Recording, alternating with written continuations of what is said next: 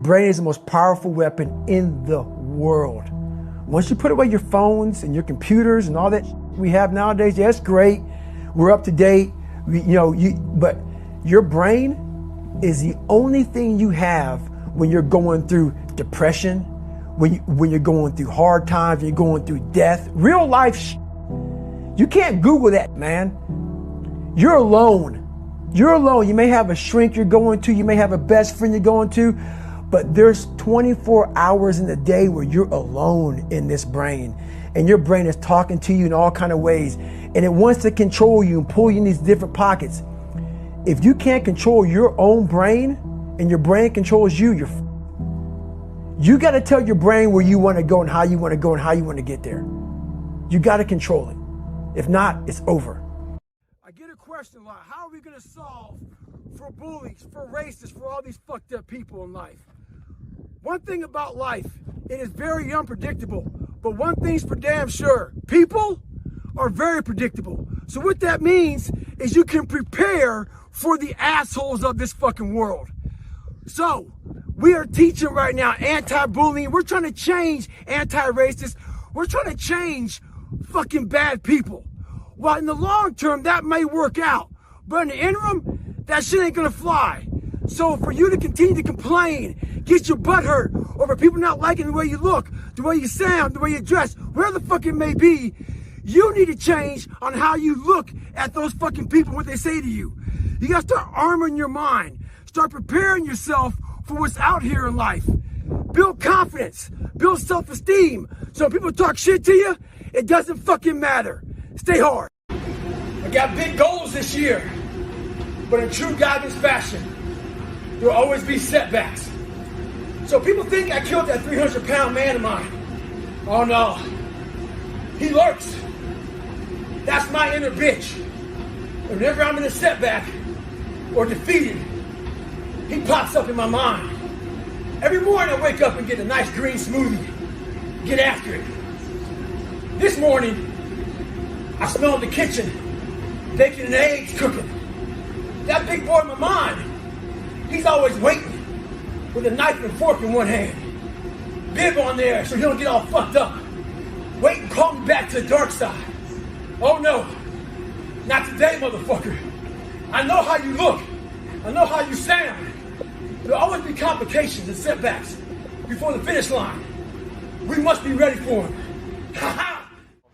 Around people that make us feel great. They tell us what we want to hear. The second we put ourselves amongst the uncommon people, we don't like that feeling. That challenging feeling of that person who's waking up at 3:30 in the morning and say, hey, put your shit on, we're going for a run.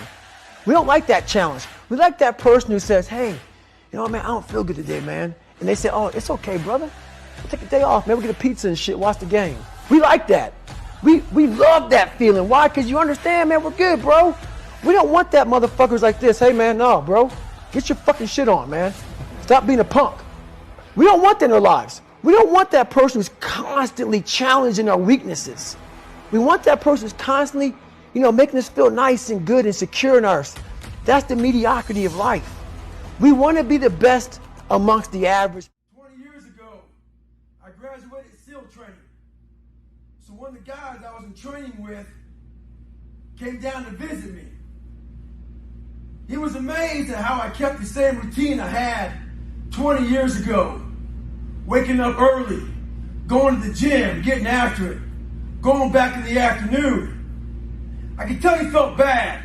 So he started to explain to me why he can't do it anymore. Talked about travel, talked about work. So he started asking me, how the hell do you fucking do this shit every fucking day? I said, I don't fucking negotiate with myself.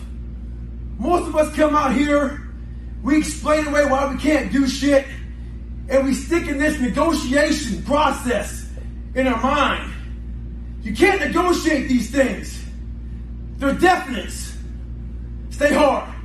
We're all skating on thin ice. We're telling people the truth. A lot of people come up to me talking about their loved ones gaining weight, their loved ones being depressed, etc. So many things that they're telling me, but they're not willing to tell them. So we walk around all the time allowing our family members, our loved ones, to be depressed, to be fat. So we'd rather see them having diabetes, having depressed mindsets so they can't find their best selves. We're willing to live with that. We're worried about them being upset with us. Let me tell you this. I'd rather someone hate me and get better than like me and stay the same. So in life, you got a decision to make. Don't have these sidebar conversations behind people's backs. Make sure you tell them that they can get better, that they can do better. And there's a way of doing it. Stay hard. Today is a very humbling day right now. I'm in Amazon right now signing my book. We just passed over 3.2 million copies, which is something I never thought I would do. I wasn't here. I didn't do any of this to write a book, sell a book. And I was just doing it to change myself, change my mindset, and all the amazing stories I hear about people who've lost weight, people who are depressed, people who are going through hard times, that this book has helped them change their lives. So I really want to thank you all for purchasing this book, and second of all, for taking this book and making it work for you. A lot of the work I did was hidden work. It was behind closed doors. So a lot of the work that we do in life, no one ever sees. It's between you and you alone. So out here in this journey, make sure one thing. If you were to write a book about your life story, make sure when you hand it to somebody, it changes your life for the better. Stay hard, keep grinding. So I'm going to tell you why I've been riding the bike so much. Every year, every summer, these couple of professional bike riders come into town. And they know I'm a big runner. So they come in town to ride with me. They come in town not to ride with me. They come in town to humiliate me, to take my soul. I never train for them. I keep running my thing, doing my thing. I got tired of that shit though. Because every fucking day they come in here, we ride 120 miles, and about the 20-mile mark is a big climb. And they know that they're going to dust my ass right there. And every year they leave, they get on the plane, they go home, and they got my soul wrapped up in their fucking suitcase. So I said, fuck that. And fuck them. This year, motherfucker, I'm going to train for you motherfuckers. Yeah, I know I can't beat you. I know you're better than me. I know you're faster than me. I know you do this for a living. So how the fuck am I going to hang with you?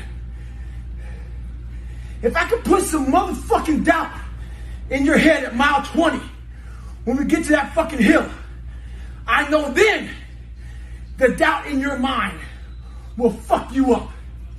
So we get to that mile marker, mile 20. They stop talking. They're fucking switching gears and shit. Time for the climb. They look back. Goggins is on the wheel. They look back. Goggins is still on top of the wheel. Next thing they know, they look back. They can't see me because I'm fucking beside them. We get to the top of the climb. Goggins is beside him. We get the turnaround. They used to look at me as I'm on one side of the road, and then the other side of the road, they're waving to me. Goggins is still on the wheel. The moral of the story is this. Doubt will fuck you up. You may be better than somebody. You may be a bad motherfucker. But if I put doubt in your mind, I guarantee you this. You will start to question your very own ability. Fuck them and stay hard. A good human being doesn't need to do that. A fulfilled human being doesn't need to break anyone down. All they do is want to build you up. So anybody you meet that calls you out of your name, that bullies you, that messes you up, that makes you feel not lifted, they are dealing with something deep-rooted. Yeah, you have to have a tough tone with some people to help them out. There's a difference. You have to be hard. I'm hard on people, but it comes from a good place. But I don't respect a lot of people. Because how am I going to respect you, not you personally, not sure, but anybody, if you're not fucking grinding every day? And I don't mean working out, getting to the gym. Really going out there and grinding. So if you don't know how I'm living my life, how am I going to respect you? So you have to be a hard worker, period, dot. You got to work your fucking ass off. That's where I gain respect for you.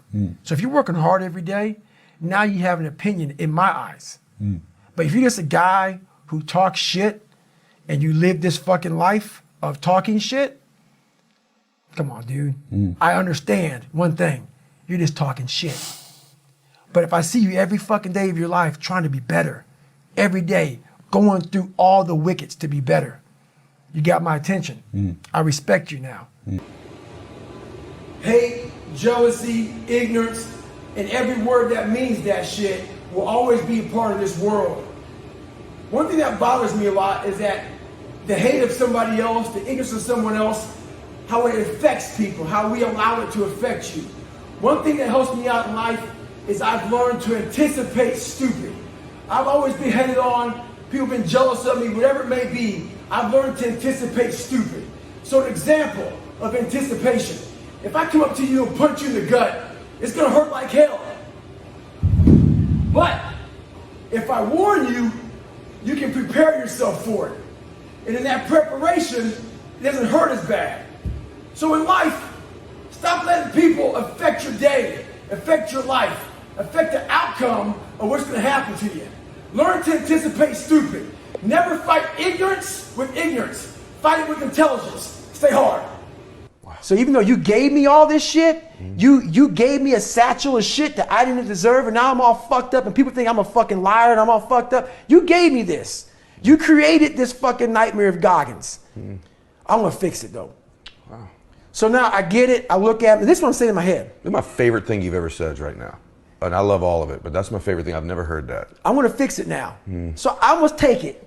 I take all this shit, it's mine. I'm gonna fix all this shit. But I know to fix shit, people wanna find peace immediately. And this is where people don't like me. I don't believe that shit. You ain't gonna find it through fucking yoga and all this other bullshit. I stretch out a lot and I believe in yoga, all this shit's great, but you ain't gonna find it in some fucking room. You're gonna find peace from going to war with yourself, because we all got shit. We all got shit. People look at me, the reason why my story resonates with people, because I don't hide. I'll tell you exactly who the fuck I am. I will admit to it. People are great at hiding. So they want to just find peace. No, you got to take your shit, fix whatever's fucked up in you. Don't just shove it under the rug. Fix it, and then you'll find some peace later. So I'm about 15 miles from home, and I often talk about taking souls. This morning, this person, I usually train alone. This person wanted to run with me. And I said, fine, we'll run 15. This morning comes, there's storms coming in this way, and the person calls and said, hey, why don't we do it tomorrow? Taking souls is when I told the motherfucker, I'm gonna run 15 today, and I'll run with you again tomorrow. That's what taking souls is about. Don't worry about the elements and what's going on. You gotta get out there and get it. And that's taking souls, and obviously, he wasn't the only one that thought about taking the day off, because the storm is coming in right now, and there's not a soul out here but me. Another great day to be alive. I can experience heat, I can experience cold, I can experience love. I've experienced a lot of emotions in my life. I've also experienced a lot of hate. So I know how it feels to not feel like you're wanted, that you don't fit in, that things aren't fair in this world. I also know about the division. Some people love America, some people hate America. I get all of it. I don't care what you believe in. But there's one thing for sure. There's a lot of people who are the same color as you, the same religion as you, and the same sexuality as you, whatever you are, that die for this country so that you can have those freedoms. Whether they wanted to die for this country or not, they did, so you can enjoy your day, enjoy your life. There's a lot of finger pointing out here on why you haven't made it and why you haven't succeeded. This country's so free. Check this out. Someone that looks like me, that looks like you, that acts like you, the same sexuality as you, has made it in this world, has succeeded and become successful. So if you don't make it in this world, it's your fault. Stay hard. When I was going through training, we had to carry these heavy ass boats on our heads. We had 6 people carrying these boats. The heaviest part of the boat was in the front. So those weaker people would always look for the very back of the boat. The back of the boat is where the boat would barely be touching your head. We had a name for it. We call it duck and boat. A lot of people put their head down, crouch under it, so that boat wouldn't be breaking your fucking neck.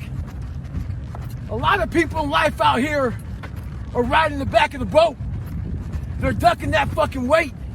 They're part of a team, but you're the weakest person in that team, and everybody knows you're ducking the boat. You don't want that boat to touch your head. You don't want to hurt your neck, but you want to be part of the team, but you don't want to do any fucking work. In life, it's important to not always draft. Sometimes you gotta lead and block the fucking wind. Stay hard. Boy, I can tell bad times are right around the corner again. I can tell by all the emails I'm getting talking about I can't get a break in life. I hate that damn mentality, but I can't get a break. You aren't given any breaks in life. You make them for yourself. We are all being tested in life. While my test is different than yours, you will be tested. And how you face that test and how you overcome that test determines the rest of your life. The one mentality that you must have in life is that regardless of what's in front of you, you still must grind. I'll never be in the Olympics. I'll never be a professional athlete, but still I grind. I fail at most things I do, but still I grind. I don't want to do half the shit I do, but still I grind. And that one day, you see me down a dark alley, run at 1 o'clock in the morning, know one thing. I was grinding. Stay hard. Not everybody out here is trying to fucking offend you. Trust me. A lot of you out here are looking to be offended. No matter what someone's trying to do, me, for instance, I'm trying to inspire people to be the best they can, to get the fuck out of bed, to get after it, to be better than who they fucking are. When I'm saying bitch, I'm usually telling you a story about how my bitch ass didn't want to get out of fucking bed, how I didn't want to go run, how I didn't want to do something. I'm not trying to talk about females. So you females out here who are trying to use my words twisted and say I'm using bitch all the time to my females, you're wrong. I'm never talking about that. For instance, another instance, I'm using a story about my life growing up, how some kids call me the N-word. I'm telling a group of people this shit. Guess what happens? I'm telling them a story about how I got called the N-word.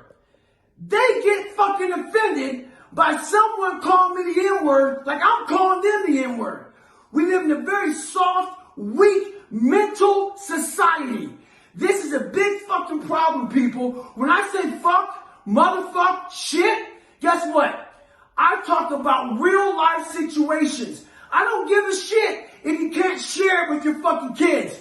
Your kids are probably getting bullied. Your kids are probably going through hard times. Your kids are probably hearing a whole bunch of shit, and they gotta process that shit in their head. Trust me, my cussing, my saying fuck, and all this other shit, that's the least of the problems in this world. We have major problems out here. People want to water down hardcore situations. Once you leave the house and your mommy and daddy and the comfort of your friends aren't there anymore, society will kick you in your fucking ass. So when I say bitch, I'm usually talking about myself. I've never talked about a female. On top of that, when I say fuck, it's a fucking hard world out there. I'm not going to say, hey everybody, life is really tough. Therefore, please be careful out there. No, life will fuck you up if you're not fucking ready. Sorry, life didn't put nice silver spoons laid out for me. Therefore, my language is a little bit raw. Because why? In some situations out there in life, shit is fucking raw.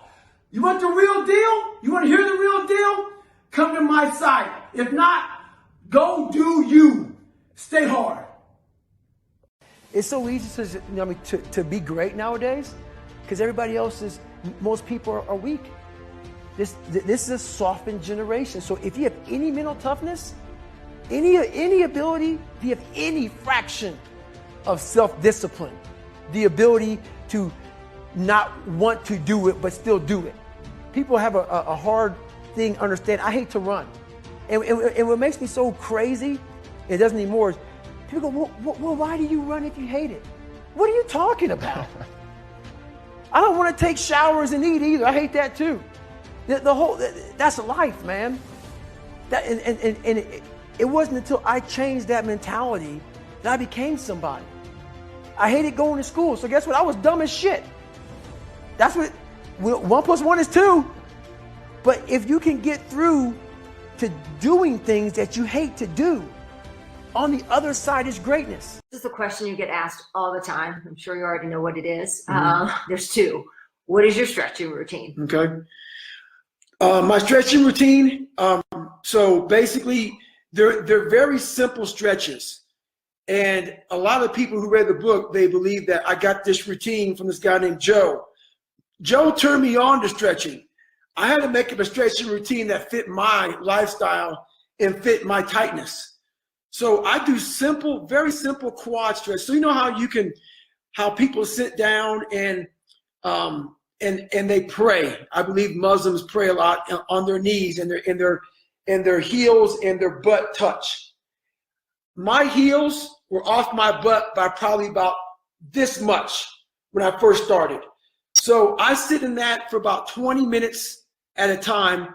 And when I get to about, a pain level of 6, 7, I come out of it.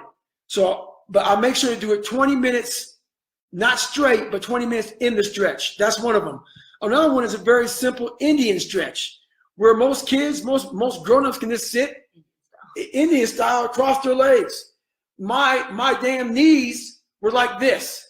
So I had to get my back up against the wall, and it took me years to even get to the point where I can get my knees out. So I do a lot of psoas stretching. Everything I do is very basic, opening up my hips. But what I found out, though, is opening up my quads. My quads were so damn tight that caused a whole bunch of stuff to be off. So once my quads opened up, a lot of other things opened up also. I'm here right now. After I leave here, I'm going to go home and stretch out for 2 hours. Okay. I stretch for 2 hours. I've done this, and that's in my book also. The last chapter, I talk about it.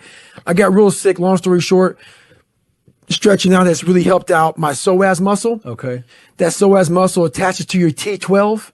There's a lot of nerve endings going through What's there. the psoas muscle? Where is that? It's your hip flexors. Oh.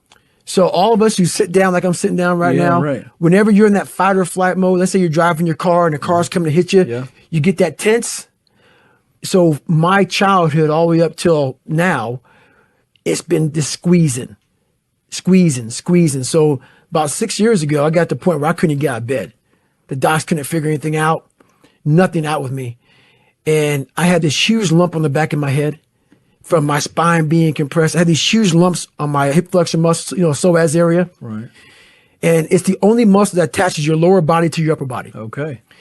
And I just slowly started stretching out. I said, I'm going to probably die. The docs couldn't figure it out. I was slowly dying. It was literally collapsing. Like there was no blood flow to organs in my body from all the stress in my entire life.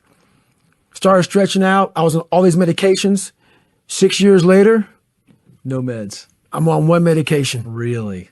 And I was on about 17, 18 medications. Wow. So the 2 hours of stretching continues to help the body. The mind also. The mind. So that, as you're quiet, nothing else going on. That's right. But what happens is when your psoas is so tight, it sends all these different hormones to your mind, making you extremely stressed. And so by stretching out, it releases that muscle. So when that is tight, even you can be relaxed. That muscle being tight is tricking your mind, saying we're in a stressful situation. Interesting. Firing you up, firing your mind up. Would you tell people who struggle with anxiety to give that a shot?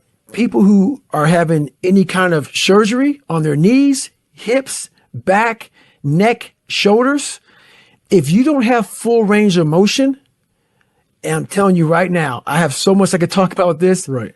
You need to, first of all, get full range of motion before you let somebody cut on you. Gotcha. If you're dealing with anxiety, any kind of issues like that, a lot of it has to do with your muscles in your body being tight. I couldn't sit down here for a minute with you 6 years ago. Right.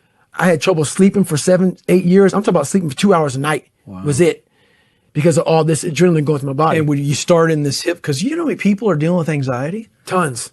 I mean, they're on medication. 100%. And what you're saying is you start with those hip flexors. You start with your quads. Because your quads are so big, they get so tight. Okay. And once they get tight, they start pulling on everything else. Okay. So open your quads up first. At least that's what I did. and then work on those hips. You got to open those hips up. You have to open up that hip flexor muscle, and then you want to release that back. Because a lot of people have back problems. Yeah. A lot of times it's just that psoas muscle literally just pulling. Yes, pulling the back muscles Pulling that down. back muscle down. Wow. Yeah, Unbelievable. there's so much, but I figured this out literally by saying, I can't run, I can't go to the gym, Right. I'm sitting here dying. Right. I'm real tight, just let me start stretching. So I shave my head almost every day. Right. As I was shaving my head, I started realizing this bump was going down. Interesting. And the more the bump went down the back of my head and on my hip flexors, the more I started feeling better. I go, there can't be a correlation here. There was 100% correlation. enough. Wow. Now, this isn't any doctor. Yeah, no. No I doctor. get This it. is all me. Sure. I don't know if it's true or not. I know for me, Right. it changed my entire life. Wow. Well, just something. It's very interesting. A little nugget there for you leaders out there. Because I talked to him before this. I was like, what should I ask David that's not obvious? You know, and he's like, ask him about how he stretches for 4 hours a day. Is that true? It is. I still have a multitude of health issues. Right. We didn't even, you know, like, I'm just being conscious of the time, but like we didn't even talk about the fact that like in 2010 you had this crazy heart thing, right? Like I remember because you were killing it in racing and then you just had to stop, right? And it wasn't until you came back in like 2013, but there was like a period there where you were off the radar. Huge period. I was extremely sick. I'm still sick now. So everything I talked about in my life, it comes at a price. It comes at a huge price. When you will yourself, so when you don't have ability and all you have is will, something's going to give. And what gives is your internal system. So my adrenals are shot. So your adrenals are your fight or flight. Like I discussed, I was scared of everything I ever did in my life, and I had to find something much deeper than myself to pull out, to turn myself inside out. And how I did it was I used a lot of my adrenals. And I had to find this to get through all this pain and suffering and fear. And basically, my adrenals have shut down, all this. And everybody just say, God, is it even worth it? Sure is, people. Sure is. Because that is my trophy, not the sickness. I knew what I was doing to myself when I was doing it. I found what I wanted to do, but now I'm getting healthier. But so I stretched out because while my hip flexors got so tight, your psoas muscle. Your psoas muscle is what tightens up when you're in a fight or flight situation. I was in a fight or flight situation all through my deployments, jumping out of airplanes, being in scary situations, doing things I hated doing was my whole life pretty much. That psoas muscle got so tight, it started pulling on my T12. Right. Collapsed my spine. You have a bunch of nerve endings going through there. I can go all day talking about this. I got severely, very sick.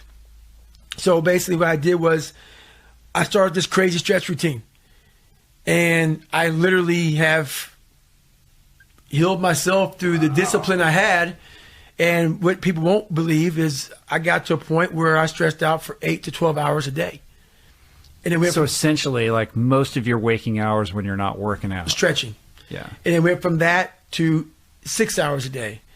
Then from 6 hours a day to 4 hours a day, the more I would open up. So the hips And are what your soul. is there like a specific routine of stretches that you would go through, or I would just sit and stretch a whole big routine, a whole mess of like opening up your abductors because your abductors are attached to your hips, your hip flexors, everything is attached at this region here, your midsection, your hips.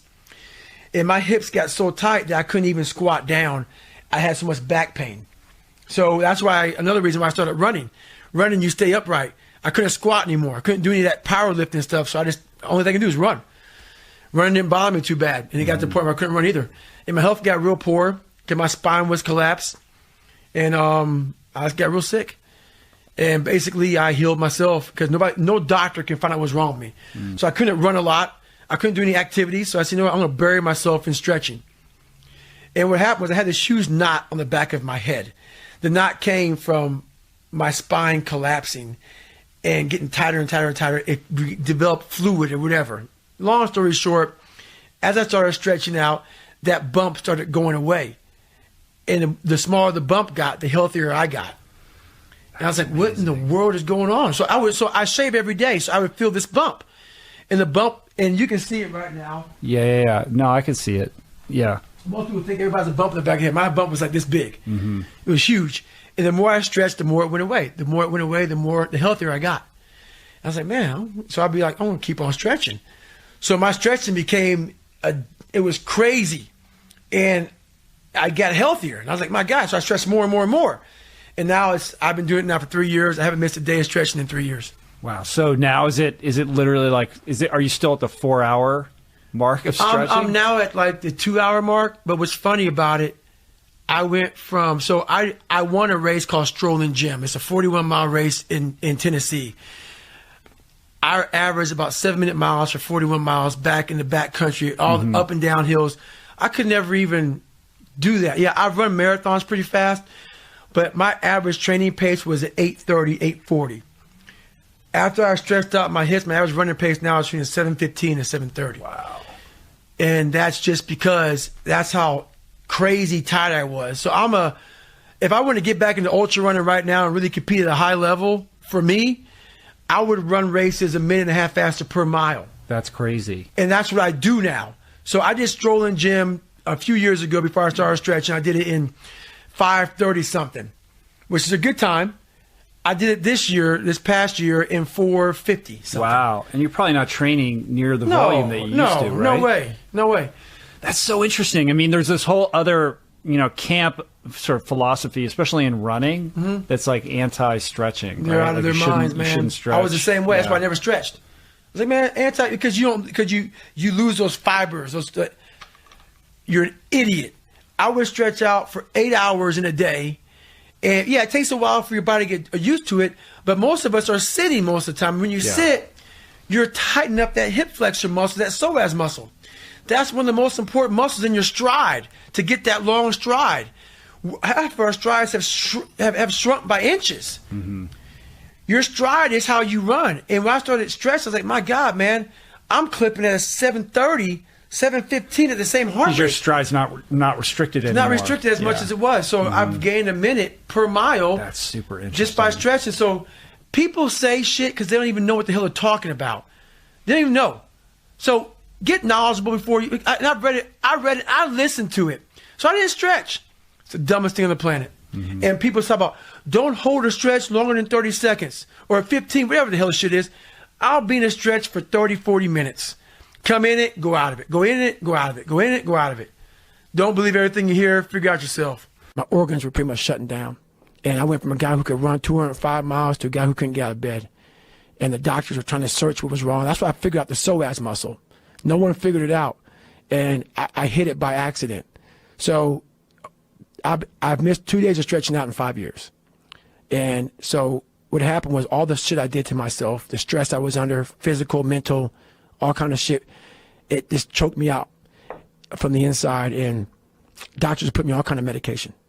And the medication started doing the exact opposite of what kind of shit? I was on DHEA. I was on some different things for my estrogen, different things for my, I was on anything to do with your, with your endocrine system.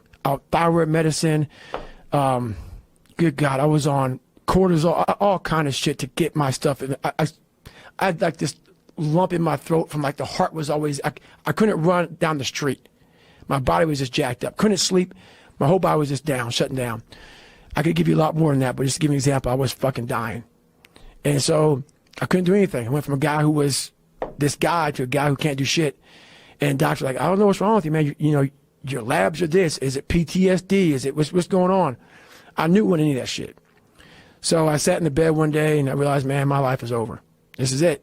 But it gave me time to reflect on everything I had accomplished. Because I'd never taken time to reflect on the kid I was to the man I am now. So honestly, the time I wasn't working out, it was the best time of my life because I got a chance to really reflect back and be proud of who I became. I never took time to do that. It was like one after another. Get the fuck after it. Get after it. Get after it. You ain't good enough, motherfucker. Get after it. Get after it. And I got halted. So anyway, this process went on for a while. More medication. This isn't working. That's not working. No doctor can figure it out. I'm like, fuck it. I saw this doc about 8 years before this happened. And he was like, hey, man, you're so fucking tight. I've never seen anybody in my life as tight as you. You need 50,000 hours of stretching. He threw out some crazy number. I was like, whatever. Stretching, you know, stretching's bad for you. So You thought stretching was bad? yeah, for stress you? is bad for you, man. Why did you think that? I read some article, man, fuck stretching, man. I worked out so hard, I didn't have time to stretch, man. I was running 150 miles a week. I was biking to work, man. I was getting after it, man. I was working a full-time job. And stretching, and doing that. So my body was literally getting tighter and tighter, not just from what I was doing. Everybody thinks, because you ran this. No, it wasn't that, man. And so I said, no, I'm going to try to stretch out. So I don't do anything for like 10 minutes. Or, I don't do no 6-minute abs bullshit. So I started stretching out 1 hour, hour and a half. Long story short, man, I shave my head almost every morning. And that bump that was on the back of my fucking head, I started realizing it was shrinking for some fucking reason. I don't know why, because I shaved my head back and I was like, it's getting smaller. Smaller that bump got, healthier I got. Smaller that bump got, I was like, oh, hold up, motherfucker. What's going on? That psoas muscle started getting more and more stretched out, more and more relaxed. And over a period of 5 years, I'm in the best shape of my damn life right now from stretching out. Wow. That's all it was. I went from I can't even count the medications I was on. Now I'm on a very low dose thyroid pill. All right, it is 3 o'clock in the morning, and if you see here, it says 74 minutes on there. The phone actually flips over at 100 minutes, double zeros. So I've been stretching out now for 174 minutes. And you're probably wondering why I'm stretching out so late. Had to do a 10-mile run. Had to go to the gym. I'm writing my book, which is taking me a long time. Had about 600 emails and different posts. I had to respond to different comments. And if I went to sleep right now, it would haunt me. It would bother me that I missed my stretch. So life's about sacrifice. Life's about having self-discipline. Life's about focus, all those things. And there's 24 hours in a day. Make it work to your advantage. And yes, I do get plenty of sleep, but life is all about sacrifice to achieve what you want. This is a normal day. Normal day for me, a normal day. So let's say a light day. Light day. Light day is at least a 7-mile run. I will every other day, so about 4 days a week, calisthenics plus gym workout. So I don't do any gym workout without hitting pull-ups, push-ups. I call it nickels and dimes. So like 5 pull-ups, 10 push-ups, or I'll go, quarters and whatever, like 25 pull-ups or in like 50 push-ups. So I have all these different things I mess up. So I will do weights with calisthenics, and every single night I stretch. For at least every night I stretch for at least 2 hours. 2 hours? Every night. Every night. So you stretch after you're done working out? Yeah, so at nighttime, usually I'll be either in a quiet room, or I'll be watching TV. I love sports. Be watching the game, and I'm on the floor, man, and that's what I do. So you just stretch while you're doing stuff? I stretch while I do stuff. 2 hours is a long-ass time to stretch. Is this just because you're trying to correct all trying to correct years of not doing that? No, years of this. Do you ever fuck with yoga? A lot. Yeah? Yoga's the shit. What do you do, hot yoga? I have my own yoga. Mm-hmm. So I kind of invented my own little yoga for what my body needs. I've done hot yoga several times. Yoga's huge. Yoga's huge. Like holding those positions. And I'm big in holding them for a long period of time. So that's where my stretching is. Like people say, don't hold stretches for a long time. I hold them for a long period of time. 'Cause I'm trying to get full range of motion. A lot of people go in for like my shoulder's all messed up. I get surgery on it. Nah. If you don't have full range of motion in your body, don't go in and get cut on, man, until you know that your body is actually opened up. We start to get knuckle dragger syndrome from doing all these push-ups. You never work your back, like your rear delts. So here you are, you start hunching over before you know it, your joints are out of whack. You need to get full range of motion before you know how fucked up you truly are. So I'm always working on full range of motion like a kid. They run so effortlessly. They're always in full range of motion.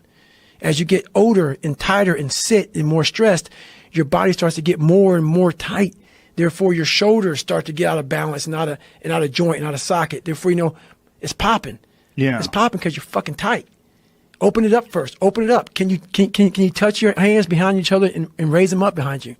It's all these different ranges of motion that I got real smart on from a guy, and I took it to another level.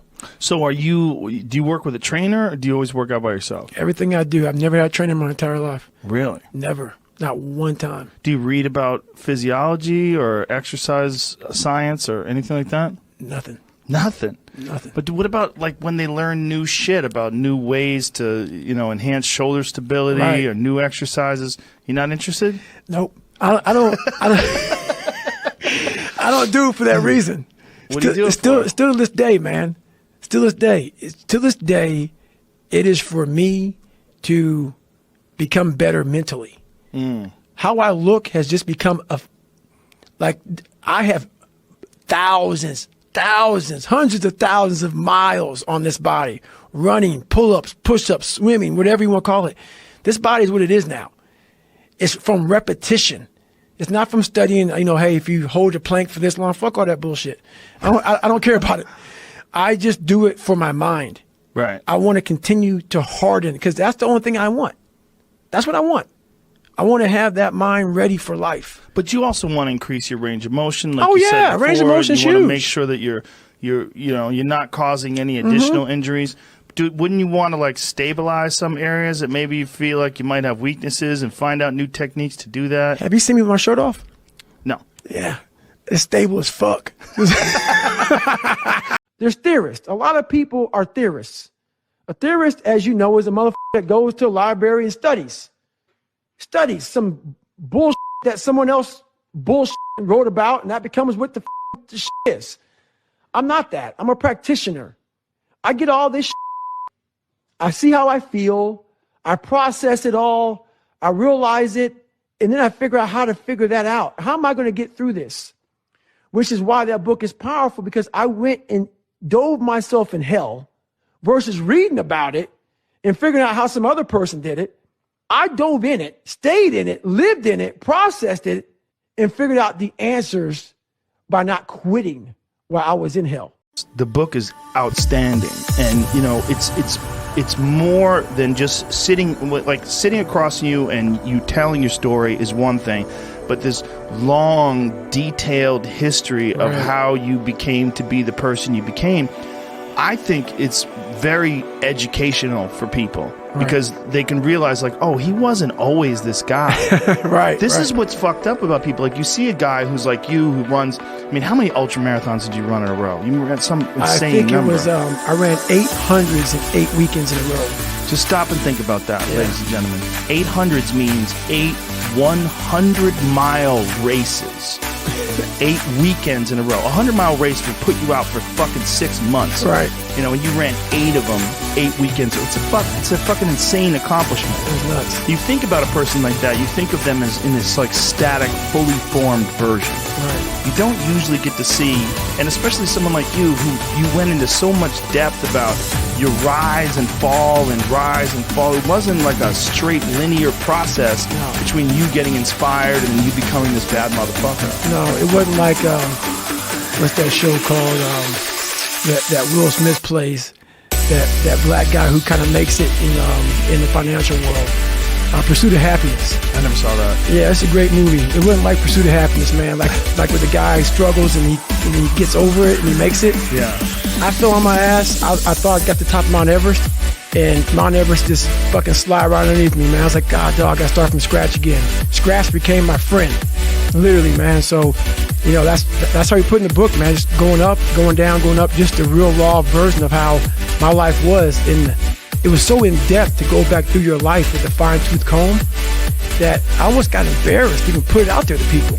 Yeah. That's what you don't understand, man. Like, even me right now to talk to you, I'm in the car for a fucking hour getting pumped up because I'm a shy, introverted, leave me alone type of guy.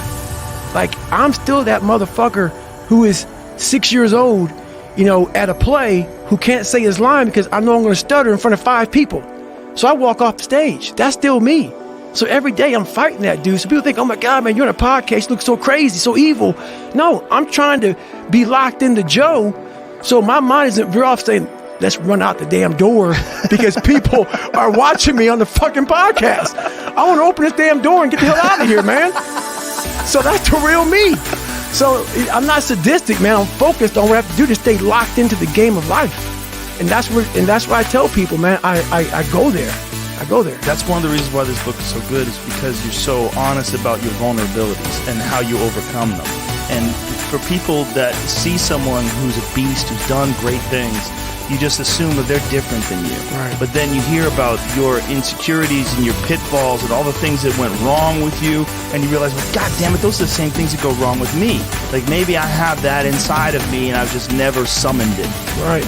And I'll tell you this, I started really realizing that when I started overcoming myself, I started getting around these real alpha men, these hard men. And I always put people way above me when I was growing up. Like, my God, they had to have a lot more than me to get to where they're at. And a lot of them did. But once you get around the best of the best of the best people, you can kind of start breaking them down and realizing, man, you're just as fucked up as me. Like we all have, but all you did was you hit it better. Your upbringing, your mom and dad, your society, the way you were raised, it hit it better than mine. You weren't the only black kid, or it was like 5 in a school. You know, I can't hide. Going through buds, I was the only black kid. You can't hide. But I started realizing, just because I look different than you, a lot of you motherfuckers can't hide either. So it started giving me courage through watching people that we all have a story. We all have a jacked up life in one way or another. Some of us don't have the guts to talk about it, though. And that's where I found the guts to talk about mine. Well, there's purity in physical pursuits, right? Because it doesn't matter what your social status is. It doesn't matter how people perceive you. When it comes down to how long can you stay in that pool, when it comes down to how far can you run, when it comes down to how much can you push yourself past the part where you want to quit, how far can you keep going? There's a purity in that it dissolves social order, all that bullshit, all the what people think about you goes out the window. It's who are you right now? That's right. Who are you right now? That's a true statement, man. And I look at it as psychological warfare. And that's where I started learning that life is one big psychological warfare that you play on yourself. You play on yourself, man. The most important conversation I ever had is with myself. And the shit I was telling myself was so fucked up. It was so wrong. It was so misguided. And other people start to write that dialogue for you also. And it starts to be what you say to yourself every single day. And I started creating a whole nother warfare. A whole nother battle started becoming. I was like, oh, hang on a second, Goggins. You have these tools. You have these tools. Your life was basically the perfect grounds for training for where you need to go in your life. All the beatings, all the bullying, all the, you going through learning disabilities, all the struggles. It was the absolute perfect training ground for you to go to where you need to go. And that's how I started looking at my life versus woe is me, poopy pants, kicking rock down the street mentality. It was, God just hooked you right the fuck up. He hooked you right up, man, with the perfect place. You were training. For the first 18, 19, 20, you were training for this stuff, man. You have the advantage of everybody else versus, my God, they're so above me. They came from a great family. Mom and dad loved them. They didn't have a learning. They didn't start. They didn't struggle. No, man, your struggle is what made you who you are now. So I started flipping this into a whole different, I started being a master of what I was scared of. I was scared of my mind. And I became literally a master of that mind. And that's what from now on, it sets me apart from most people. I started diving into it. That is a big part of the story, when you go over your childhood and your abusive father, and then have this great guy who's going to become your stepdad, and he gets murdered. It's like right when you're about to get out of it, everything looks good, boom, and he gets murdered. It's like these things really did sort of set you up to start from scratch again. You just go, okay, roger that, start from scratch. And now you have that attitude. You developed it through all of these horrible personal experiences, all the trials and tribulations, all the evil shit that people try to do to you. That sort of set you up to be able to deal in a way that a lot of people can't. Well, I used to look at my life from a different vantage point. And when you're in all the muck, and you're just walking in muck and walking in muck and walking in muck, you don't see that if you look off to the fucking left of the muck, there's a sidewalk, brother. Get off of it. You have your head down looking in this muck. Once I saw the sidewalk, off the sidewalk, I got a little break. And I got a different vantage point. And then from the sidewalk, I found a cliff. Then I found a mountain. I got way up high on top of my life and looked back down on it and said, okay, I got to figure this out, man. I'm not going anywhere. I'm starting to lie. So when you have a messed up foundation, I started lying about everything. I wanted people to like me. I wanted to be accepted in some society of life, some social society. And was like, man, this isn't the right way. I'm messed up here, I'm messed up here, I'm messed up everywhere. And so I realized the worst thing that happened to me is I lost myself. I never had myself, I never found myself. I had no self-esteem. So I knew through working out and through learning, because it took a lot for me to learn also, I started finding self-esteem. Once I found that, that's when doors started opening up. I stopped caring about people, that what they thought, being judged. Wow, if I say this, if I started right now, are you gonna make fun of me? I stopped caring about that. And that's when my life started really changing for me, slowly but surely. That's such an important point when you're talking about the working out, because a lot of people, when they think about working out, they think of it as being a physical thing. Right, no. I did it for mental. Yeah. People always say, my God, like, no, don't look at it like, I didn't care about losing weight. I didn't care about being the fastest person. I wasn't making the Olympics. I wasn't going to pros. I could barely read and write when I was a junior in high school. I wasn't going anywhere. I saw working out as a way for me to build calluses on my mind. I had to callous over the victim's mentality. So I watched these movies. I talked about Rocky last time I was on here. I always equated training to mental toughening. Like, it always looked brutal. People waking up early and doing all these things. It looked horrible. I was like, wow, man, I got to start doing that. Not to get better, bigger, and stronger. But that is what's going to build me. That looks uncomfortable. That looks brutal. And getting up early, I don't want to do that. So I made this long list of things I don't want to do. And through that, I found myself. I started getting, I'm like, you guys aren't doing this shit in high school. You guys are getting up at 5 o'clock in the morning, running over here in this golf course. So I started seeing myself very differently than the average human being. I was like, wait on a second. I have something they don't have. And that's when I started to develop these things through working out. It was this great, never-ending work ethic. And through work ethic, I developed self-esteem. Now, is this something that you learned? Is this something you learned yourself from exercise yourself? Or is this something you've read or heard about? Like, what made you equate doing this and doing these difficult things physically to mental toughness, to being, this is the discipline that you need in order to get your life out of the situation you're in? So I never read anything. I could barely read, so I wasn't reading back then. I watched a lot of movies, and I was really big into visualization. And I always equated working out to struggle. And I struggled my whole life, but I ran from it. So I started realizing, man, I got to start facing the struggle, and I got to be mentally strong for the struggle. So that's why I started coming up with, I'm training for life. Mentally, I'm training for life. I'm not training for, to lift 400 pounds. And I found out on my own pretty much, is that through discipline, through self-discipline, through repetition, through tons of repetition of the same thing that you don't want to do. And that's the key thing. Through repetition of things you don't want to do, you develop mental, like an armor for your mind. You start to armor your mind, because your mind's like, okay, we suffer every day. That's what we do. We do stuff that sucks every day. So then when the suck stuff comes, you're ready for it. And that's how I started coming up. I just started being very uncomfortable. And now it's like just a way of life.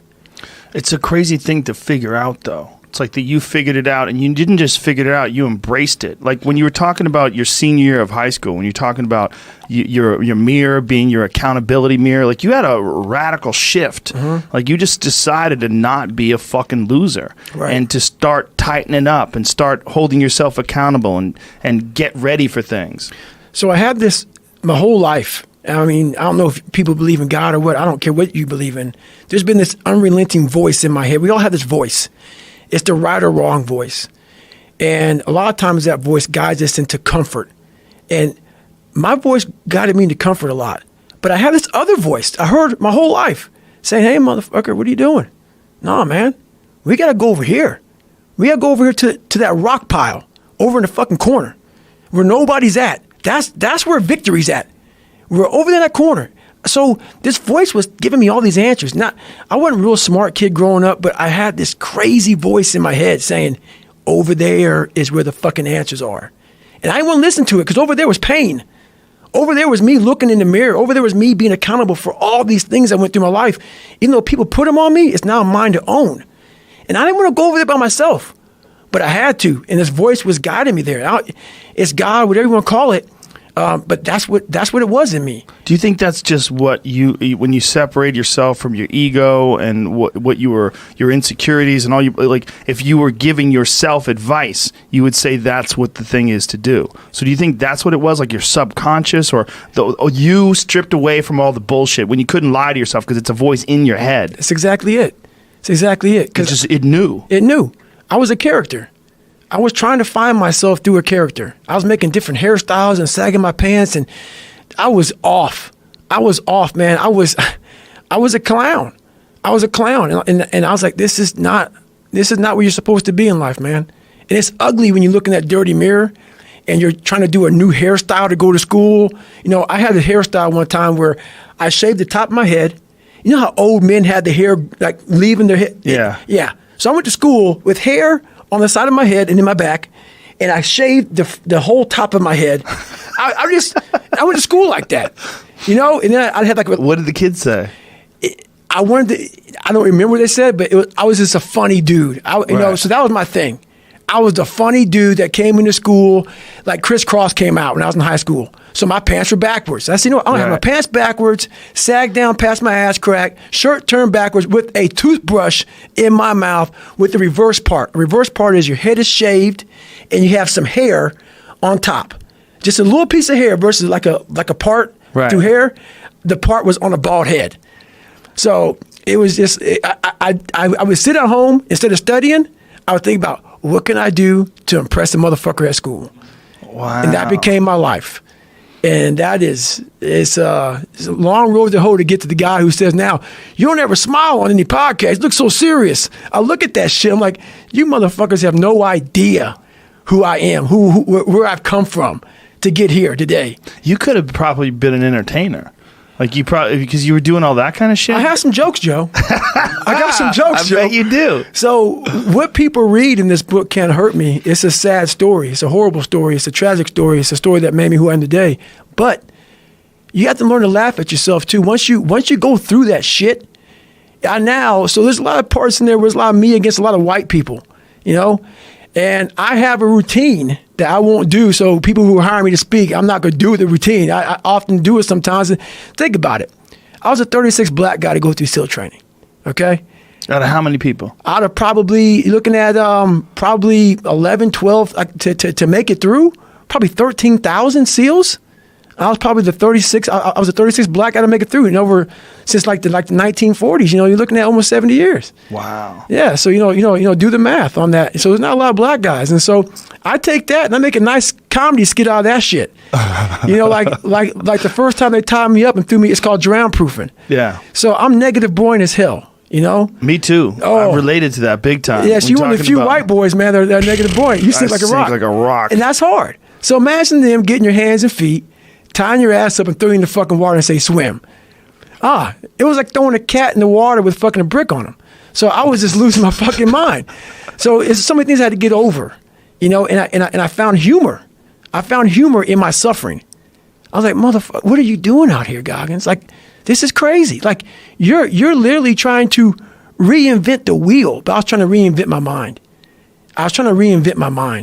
And I used every single tactic possible to do that.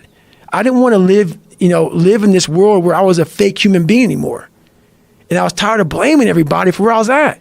My dad beat me, this happened. I mean, my dad ran prostitutes, man. My dad literally snatched the soul out of my mom. Like, my mom is still battling.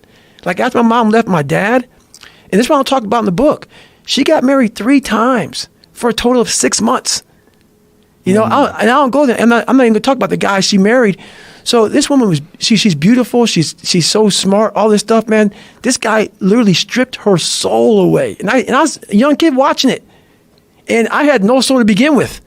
And my brother, he has a story that he could write 8 books. You know, my dad just came through and just washed us all clean. So to come out. Is he still around? He died about 4 years ago. 4 or 5 years ago, I'm not for sure. I didn't go to the funeral, but I forgave him. So I saw my dad through an 8-year-old's eyes. So we left when I was 8. And then at 22, I went back to see him through a grown man's eyes. And he was the same person I remembered. But I had to. You can't live with hate. You cannot move forward. As much as that guy tried to ruin all of our lives, that's where I came from. I had to figure out the origin of where I started from. So when I was going back through my life trying to fix who I am, the fucked up person I was, like, if your knee hurts, it's usually not your fucking knee that's hurting. There's something else, man. Like, it could be a tight quad. It could be the right leg if it's the left leg. You got to find out the origin of where all this shit began. And it was him. So I had to go back to where, you know, my roots and the origin of all this happened, and it's hard to do that. Did you make peace with him? I made big peace with. So we didn't have a peaceful conversation. We left very good animal. He's a vicious man. He was a vicious man. I mean, medieval motherfucker. So I had become a medieval motherfucker at that time. I was 22 and I was the big boy, and so I was no longer the guy who was afraid. It was now like, hey, I want to kill you type of shit. And we were sitting at Denny's after an all-night skate or whatever the hell. You know, he owned bars and skating rinks and shit like that. And so we were sitting down and we kind of got into it, and I just kind of left. But I had to make peace with it in myself. I could not hold on to that hate, because holding on to that hate was half the reason why I kept falling into the same pattern of failing. I had to start dumping off some baggage. I had to start figuring out me through him. And that's all he was there for. He was the origin. I had to figure him out, figure out why he was so evil to my mom, to me, my brother. And I had to start studying him. Like, a lot of people have situations where someone does something and we all attack that person, like on the media.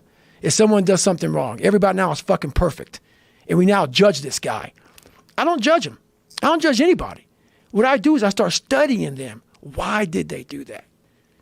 Not in a judging way. I want to learn from you. And what'd you get out of your dad? I got that he grew up rough. He was very insecure, had a lot of kids, and his insecurities just trickled over onto us. So yeah, he jacked us up real good, but he never fixed himself. So if you never fix yourself, the next person in line is going to get the wrath. And we were next in line. You know, his first wife, you know, killed herself or whatever happened, and, you know, got burned up in a house or something. It's some craziness, man. There's a lot of stuff that goes on there that I didn't put in the book because I don't feel like going to court.